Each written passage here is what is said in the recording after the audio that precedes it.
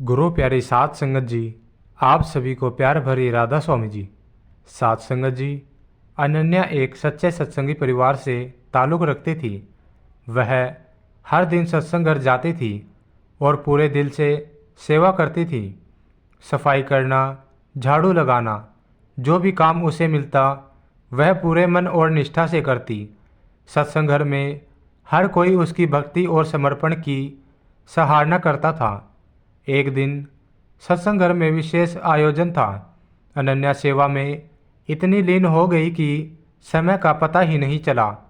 जब वह काम खत्म करके बाहर निकली तो रात के करीब 7 बज चुके थे। उसकी माँ उस दिन साथ नहीं आई थी और अनन्या को अकेले ही घर लौटना था। वह सड़क के किनारे खड़ी होकर ऑटो का इंतजार करने लगी। आसपास का माहौल सुनसान था और हल्की ठंडक थी। उसे डर लगने लगा, लेकिन उसने खुद को शांत किया। वह मन ही मन बाबा जी का नाम जपने लगी। कुछ देर बाद एक ऑटो उसके पास आकर रुका। ड्राइवर ने पूछा, बिटिया कहाँ जाना है? अनन्या ने जवाब दिया, मुझे शांति नगर जाना है। कितना लोगे? ड्राइवर ने कहा, 20 रुपये लगेंगे। अनन्या ने सोचा कि उसके पास केवल 10 रुपये हैं। उसने कहा, भैया मेरे पास 10 रुपये ही है, क्या आप 10 रुपये में छोड़ देंगे? ड्राइवर ने थोड़ी देर सोचा और फिर कहा, ठीक है, बैठ जाओ। अनन्या ऑटो में बैठ गई, लेकिन वह अब भी थोड़ी डरी हुई थी। ड्राइवर बार बार सामने लगे शीशे से उसे देख रहा था। उसकी निगाहें सही नहीं लग रही थी। अनन्या को और डर लगने लगा। उसने अपनी आंखें बंद की और मन ही मन प्रार्थना करने लगी, बाबा जी, मुझे आपकी ज़रूरत है, कृपया मेरी रक्षा करें। उसने अपनी आत्मा की गहराइयों से प्रार्थना की। कुछ समय बाद जब उसने अपनी आंखें खोली तो देखा कि ड्राइवर अब शीशे से उसे नहीं देख रहा था। उसकी नज़रें सीधे सड़क पर थी और उसका व्यवहार पूरी तरह बदल चुका था। अनन्या को आश्चर्य हुआ, लेकिन उसने राहत की सांस ली। ऑटो धीरे धीरे उसके घर की ओर बढ़ने लगा। जब वह अपने स्थान पर पहुंची तो उसने ड्राइवर को 10 रुपये दिए। ड्राइवर ने कहा, बिटिया 20 रुपये दो। अनन्या ने कहा, लेकिन हमने 10 रुपये तय किए थे। ड्राइवर साहब ने जवाब दिया, 10 रुपये तुम्हारे और 10 रुपये उस सरदार जी के जो तुम्हारे साथ बैठे थे। अनन्या ने हैरानी से कहा, कौन सरदार जी? ड्राइवर ने कहा, वही जो सफ़ेद कुर्ता पजामा और सफ़ेद पगड़ी पहने हुए थे। वे पूरे रास्ते तुम्हारे साथ बैठे रहे। यह सुनकर अनन्या की आंखों में आंसू आ गए। उसे एहसास हुआ कि उसकी प्रार्थना सुनकर बाबा जी स्वयं उसकी रक्षा करने आए थे। उसने बिना कोई और सवाल किए ड्राइवर को 20 रुपये दिए और घर चली गई। रात को उसने अपनी माँ को यह घटना बताई। उसकी माँ ने कहा, जब हम दिल से बाबा जी को याद करते हैं तो वह हर पल हमारी रक्षा के लिए मौजूद रहते हैं।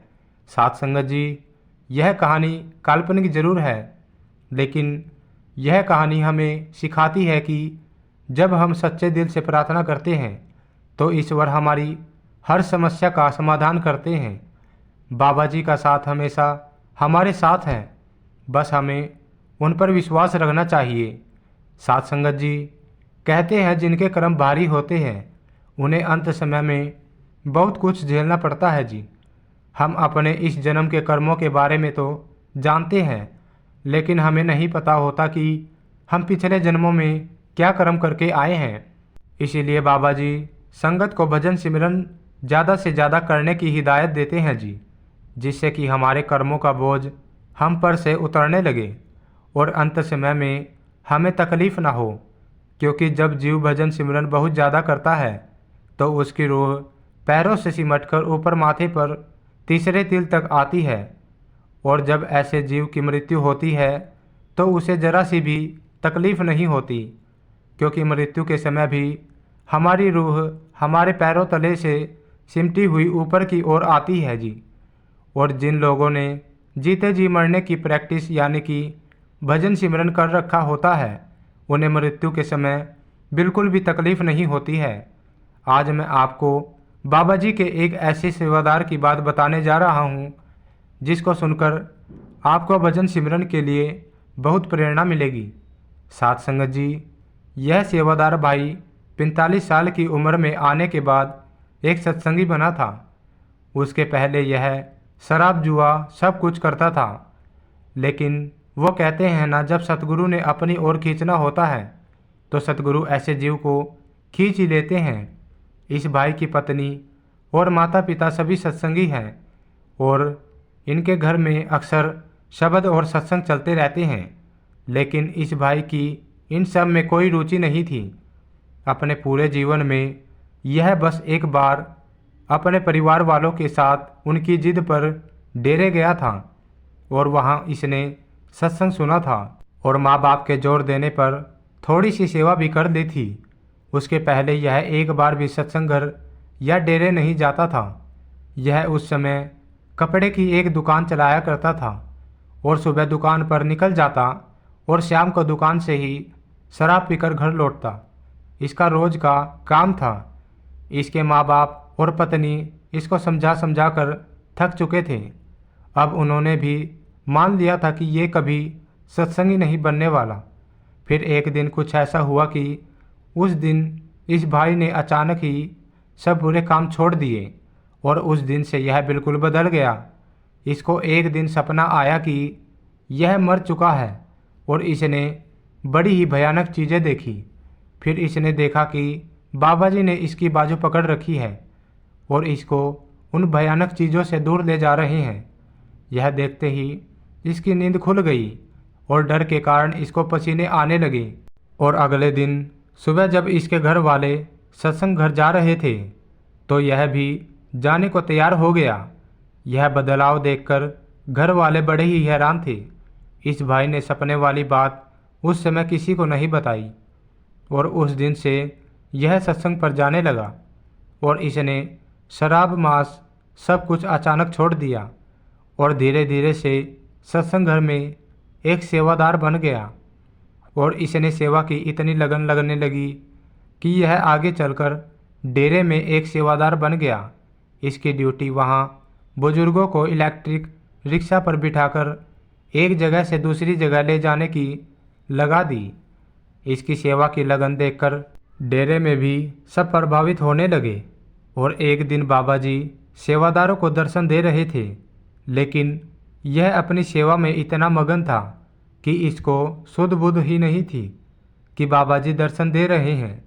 बाबा जी ने जब यह बात नोटिस की तो इसको बाद में अपने पास बुलाया और इससे पूछा कि क्या आपको दर्शन नहीं करने थे? तो यह कहने लगा कि बाबा जी, दर्शन तो उनके किए जाते हैं जो हम दूर होते हैं। आपके स्वरूप को तो मैं अपने दिल में बसा चुका हूँ। जब मन करता है दर्शन कर लेता हूँ। बाबा जी इसकी बात सुनकर मुस्कुरा पड़े और कहने लगे कि आपके अंदर सेवा की इतनी लगन है। तो यह भाई कहने लगा कि बाबा जी, पहले मैं शराब का नशा करता था और आपकी शरण में आने के बाद सेवा का नशा करता हूँ। इस नशे में मज़ा ही इतना है कि मुझे कुछ और दिखाई नहीं देता। फिर बाबा जी ने कहा कि बेटा, सेवा के साथ साथ मालिक से रिश्ता जोड़ना भी ज़रूरी है, भजन सिमरन भी ज़रूरी है। तो यह भाई कहने लगा कि बाबा जी, मुझे अभी नामदान नहीं मिला है। तो बाबा जी ने कहा कि भाई, जब आप अप्लाई करोगे तभी तो मिलेगा ना नामदान। नामदान लेना आपका हक है, देना ना देना मालिक की मौज है। अप्लाई तो करो। फिर बाबा जी के कहने पर इस भाई ने नामदान अप्लाई कर दिया और साथ संगत जी, जब खुद कुल मालिक इस भाई को नामदान अप्लाई करने के लिए बोल कर गए तो इस भाई को तो नामदान मिलना ही था, लेकिन इस भाई ने नामदान का जरा सा भी लाभ नहीं उठाया। यह 24 घंटे में से 4 से 5 घंटे सेवा में बिता देता और बाकी के 9 से 10 घंटे दुकान पर लग जाते। उसके बाद यह इतना थक जाता कि भजन सिमरन नहीं कर पाता था। जब भी बाबा जी इसको मिलते तो हमेशा कहते कि भजन सिमरन किया करो और यह कह देता कि बाबा जी, अभी तो बहुत साल पड़े हैं और आगे कर लूँगा। ऐसे ही 20 साल बीत गए। इस भाई ने इन 20 सालों में 20 घंटे भी भजन सिमरन नहीं किया। लेकिन सेवा इतनी की जितनी आप और हम सोच भी नहीं सकते। अब बुढ़ापे में आने के बाद यह फिर से बाबा जी से मिला और बाबा जी ने पूछा कि अब तो तू बूढ़ा हो गया है, भजन सिमरन कब करेगा। यह भाई कह देता कि बाबा जी बस 2-3 साल और सेवा कर लूँ, उसके बाद तो बिस्तर पर पड़ा पड़ा भजन सिमरन ही करना है। बाबा जी मुस्कुरा देते हैं और आगे बढ़ जाते हैं। अब वह समय भी आ गया जब इस भाई की बूढ़ी हड्डियाँ जवाब देने लगी। अब ना सेवा हो पाती ना भजन सिमरन। इस भाई ने आखिरी दिनों में बिस्तर पकड़ लिया और घर वालों ने और इसके बच्चों ने इस भाई को अस्पताल में दाखिल करवाया। यह भाई अब बहुत तकलीफ में रहने लगा। आखिरी दिनों में इसे रोटी खानी भी छोड़ दी। डॉक्टर ने कहा कि अगर यह खाना नहीं खाएगा तो इनकी हालत और बिगड़ जाएगी। घर वालों ने बहुत जोर लगाया लेकिन इन्होंने रोटी खानी छोड़ दी। बस जूस और चाय दूध पीकर ही गुजारा करने लगे। डॉक्टरों की बात ना मानने पर अब इनकी हालत बहुत बिगड़ गई। इनकी जान मानो निकल ही नहीं रही थी। यह बस वहाँ बिस्तर पर बाबा जी को पुकारते रहते। कई दिन ऐसे ही बीत गए लेकिन इनकी रूह इनका शरीर ही नहीं छोड़ रही थी। यह आखिरी दिनों में बहुत ज़्यादा तकलीफ में थे। इधर डेरे में बाबा जी की थाली में बाबा जी के लिए लंगर परोसा गया। बाबा जी ने उस दिन लंगर नहीं खाया और बाबा जी ने सेवादार से कहा कि मेरी थाली को एक टिफ़िन में पैक कर दो, मुझे कहीं जाना है। फिर बाबा जी अपने ड्राइवर के साथ कार में बैठकर अस्पताल में पहुँचे और वहाँ बीमार सेवादार के कमरे में पहले से ही उनकी पत्नी और बच्चे मौजूद थे। बाबा जी को देखकर सब हैरान रह गए। फिर बाबा जी बीमार सेवादार के पास एक कुर्सी पर बैठ गए और बाबा जी ने टिफ़िन खोला और अपने हाथों से सेवादार को थोड़ी सी रोटी खिलाई और रोटी खिलाने के बाद बाबा जी ने सेवादार के तीसरे तिल पर हाथ रखा और कुछ ही पल में सेवादार ने चोला छोड़ दिया। बाबा जी ने वहाँ किसी से कोई बात नहीं की और वहाँ से चले गए। यह नज़ारा जब सेवादार की पत्नी और बच्चों ने देखा तो वह अपने आंसू नहीं रोक पाए और यह बात उन्होंने ही संगत को बताई थी। यह सुनकर संगत रोने लगी। साथ संगत जी, इस घटना को बताने का मतलब सिर्फ इतना है कि अगर भजन सिमरन ना किया तो फिर हमारा भी आखिरी समय ऐसे ही हो सकता है, क्योंकि हमें नहीं पता पीछे हम क्या कर्म करके आए हैं। इस सेवादार भाई ने पूरी ज़िंदगी भजन सिमरन नहीं किया, इसलिए आखिरी समय में इतनी ज़्यादा तकलीफ़ उठानी पड़ी। इसलिए बाबा जी कहते हैं, कल मत छोड़ो, तुम कल की बात करते हो लेकिन तुम्हें अगले पल का भी नहीं पता कि क्या होने वाला है। जो करना है आज से ही करना है। साथ संगत जी, आशा करता हूँ इस साखी से आपको प्रेरणा जरूर मिली होगी। साथ संगत जी, इसी के साथ इजाज़त चाहता हूँ। मिलते हैं एक और नई वीडियो के साथ।